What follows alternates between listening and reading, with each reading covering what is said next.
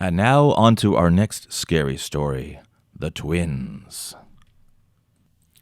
Jack and John were identical twin boys, 12 years of age, but despite their physical similarity, they were very different in personality. Jack was the adventurous one, always eager to explore new things, while John was reserved and cautious. One day they decided to skip school and visit the traveling carnival that had just come to town. As they walked through the carnival, which looked like the stuff of children's nightmares, they became fascinated by the lifestyle and longed for a way out of their own dreary existence of preteen suburbia with overbearing parents. What particularly fascinated the boys were the different sideshow freaks. The bearded lady, the strongmen, the sword swallowers, and the wolf boy all captured their attention.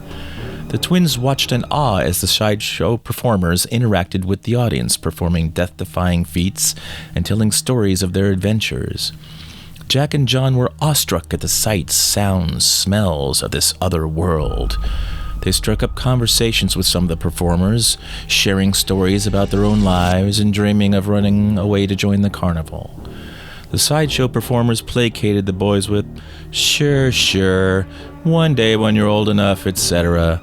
But when the boys romanticized the life and talked about running away from home, the performers one by one cautioned the boys and flat out scolded them that this life would not be the first choice for anyone and isn't the life they would have chosen if they had another path to success.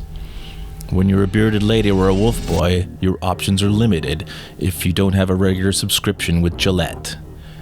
They all told the boys to forget the carnival and grow up to be doctors or lawyers, something with a future that was free of ridicule.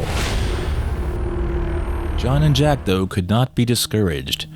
John still had some hesitancy about running away from home, being the cautious one, but Jack convinced him that this was the life that they should lead. One day they ran into the fortune teller's tent. The boys never told her what they wished for, but the fortune she laid out before them made perfect sense to them.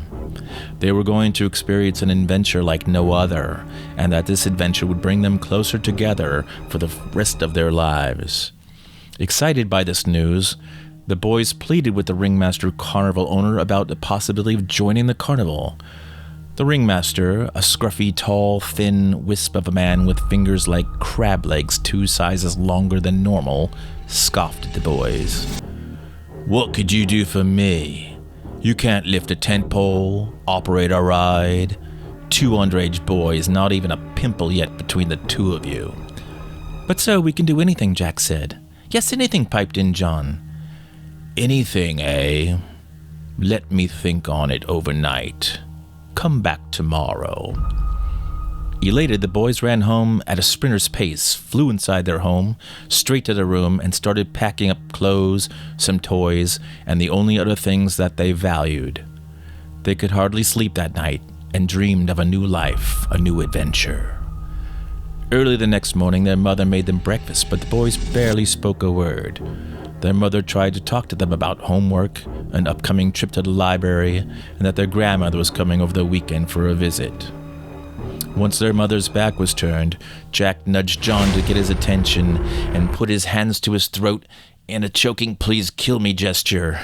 John burst out laughing. "What's so funny?" their mother asked. "Oh, nothing. Jack farted," said John. Their mother scoffed.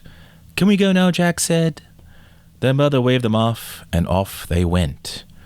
The boys grabbed a suitcase with all their prized possessions, which they had hidden outside their window the previous night, and it was off to the races to the carnival. "We're here!" they exclaimed to the ringmaster. "Did you think of a job for us?" Jack said. "Indeed I have. Come with me, boys." The ringmaster led them to a small tent. Inside it was dark and had the faint smell of ether and iodine. The ringmaster creeped up behind the boys. He brandished a wet cloth in each hand and quickly clasped those hands to their faces, covering their noses and mouths with the wet cloth. The boys were quickly knocked out cold. That night, the carnival pulled up stakes and scurried out of town to the next hamlet down the road. Later that night, a spotlight beamed on the ringmaster as he stood at the podium in front of the carnival's sideshow arena.